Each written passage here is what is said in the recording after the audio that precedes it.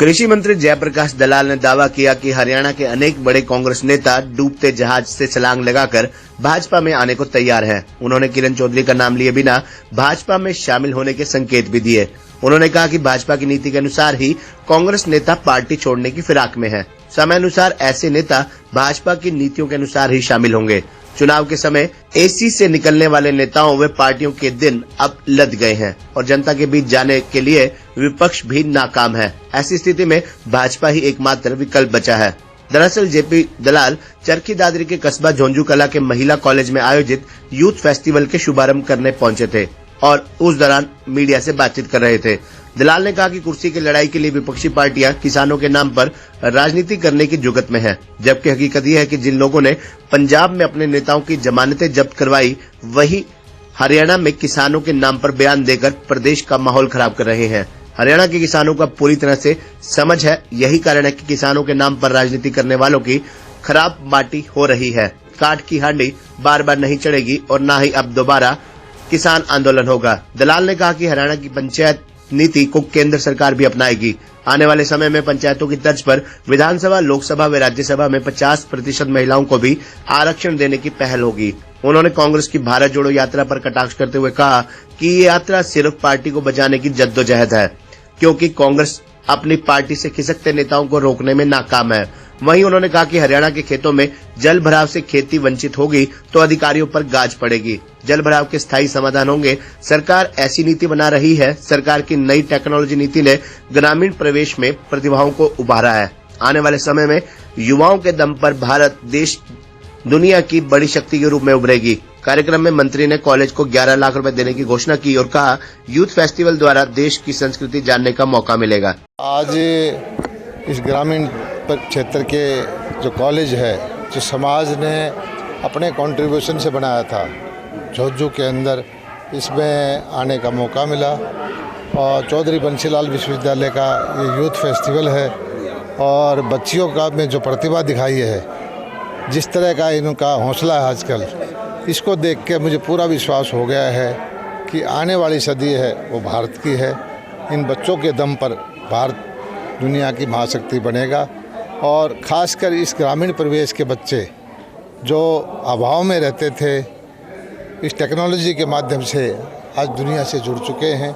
प्रतिभा इनमें है और महत्वाकांक्षा इनमें है और सरकार की नीतियां जो है उनकी वजह से इनकी उड़ान बढ़ने में सहायता मिले। अभी आपने ये कहा कि 50% विधानसभा और लोकसभा में भी महिलाओं को जिम्मेदारी है। जब जगह जगह पंचायत में, जिला परिषद में, ब्लॉक समिति में ये इनको 50% हमारी आधी आबादी को मिल चुका है, तो इसको कोई आगे आने वाले वक्त में विधानसभा हो या लोकसभा हो कोई रोक नहीं पाएगा।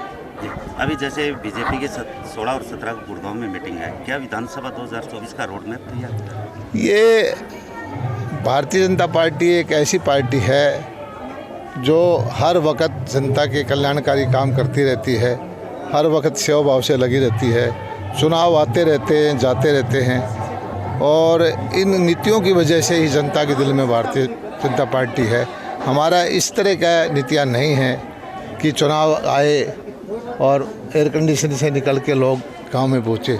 हर वक्त जो भारतीय जनता पार्टी के नेता, कार्यकर्ता, बड़े से बड़े नेता खेतों के अंदर, फील्ड के अंदर, गरीबों के अंदर रहते हैं। कांग्रेस पार्टी पर जोड़ो यात्रा की अभी हरियाणा में भी आ रही है कांग्रेस की, तो यहाँ पर कांग्रेस ये कहती है हमें एकजुट है। अब दिखाइए हिमाचल के बाद ये ऐसा है, कांग्रेस को पार्टी को बचाने के लिए, एकजुट करने के लिए ये यात्रा है और उसके बावजूद इस यात्रा के दौरान ही बहुत सारे कांग्रेसी देश से खिसक चुके हैं और ये सारा झगड़ा जो है पार्टी बचाने का था।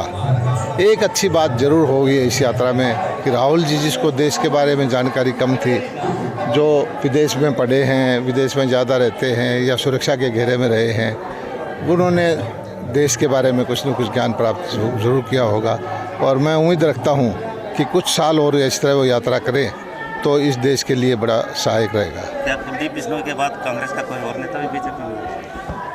बहुत सारे नेता हैं कांग्रेस के जो कोशिश कर रहे हैं कि इस डूबते हुए जहाज से छलांग लगा करके भारतीय जनता में आए, लेकिन भारतीय जनता पार्टी की नीति के अनुसार ही उनको स्वीकार किया जाएगा। पूरे हरियाणा के अंदर भी ऐसे नेता हैं, भिवानी के अंदर भी ऐसे नेता हैं। किसान एकजुट हैं जी, टिकरी बॉर्डर पर भी, दिल्ली बॉर्डर पर भी। तो उनका ये कहना है कि सरकार ने एमएसपी लागू नहीं की, तो क्या दोबारा रुक सकता है किसानों का आंदोलन? सरकार क्या करेगी? देखिए, किसान के नाम पर राजनीति करने वाले लोग हैं, वो जो राजनीतिक इच्छा रखते हैं, कुर्सी की लड़ाई है।